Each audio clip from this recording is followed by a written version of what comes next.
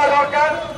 বাজারে থাকবার অনেকে ঠিকাদার মানে মনে করতে পারেন যে এইখানে তো মনে হয় আমার বড় বড় ঠিকাদার মানে শত শত কোটি কোটি টাকার বোধ হয় বাড়ির যত জিপি নোট চলে এই কারণে এখানে আসছে কিনা।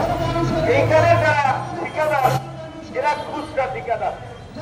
তো কাজী এইখানে বাণিজ্যিক কোনো স্বার্থ নাই, একেবারেই জনস্বার্থ, যেটা ইতিমধ্যেই আমাদের বিভিন্ন বক্তারা বক্তব্যে বলেছেন যে মানুষ ব্যাংক থেকে লোন করে বাড়ি করেছে, বিল্ডিং করেছে, কিন্তু গ্যাস সংযোগ না পাওয়ার কারণে দেখা যায় স্বাভাবিকভাবে ওখানে ভাড়া দিয়ে উঠতেছে না কিংবা ভাড়া হচ্ছে না।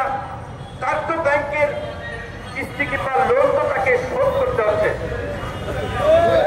একইভাবে যারা শিল্প উদ্যোক্তা, মাঝারি ছোট কিংবা বড় শিল্প উদ্যোক্তা, অনেকেই গ্যাস সংযোগ না পাওয়ার কারণে পথে বসে গেছে এবং যারা একটু বেশি টাকা পয়সা আছে তারা হয়তো তলে তলে ঘুষ টুস দিয়ে লাইন টেন করাচ্ছে।